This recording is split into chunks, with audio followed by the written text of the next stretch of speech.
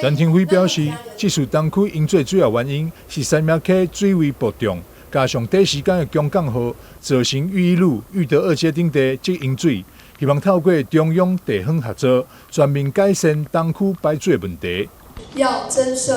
移動式的抽水機，好，這個部分，那我們也要求未來，其實我們水利局在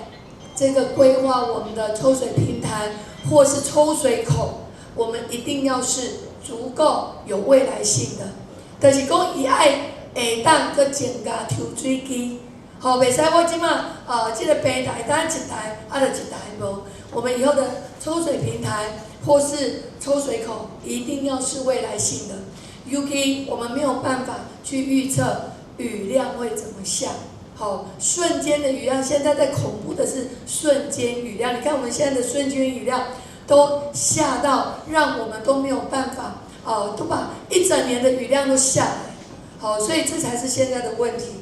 會中包含水利局長邱中川、社會局長郭乃文、東區區長黃炳源以及多位市員服務團隊代表出席。多位地方里長也攏歡迎各地的災情，望市府會當盡速提出改善的方案。你可不可以再做一個涵洞？因為是在那個健康路跟那個大同路那邊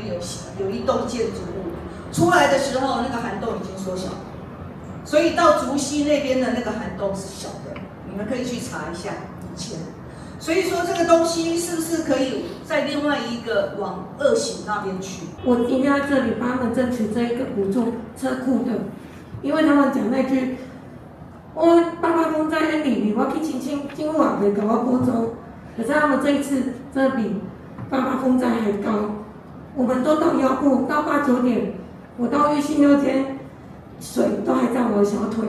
看能不能從寬來補助啦，因為虎尾寮很多全部都是車庫進去，然後1樓是孝心房，後面就是有些是客廳，可是因為它是連，就是幾乎就是一個共同的生活圈，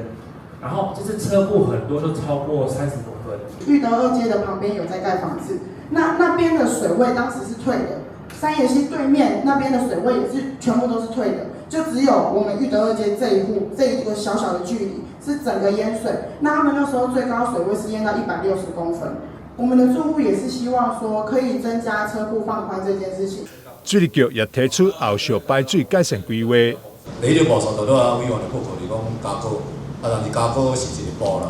個另外一招啦，就是講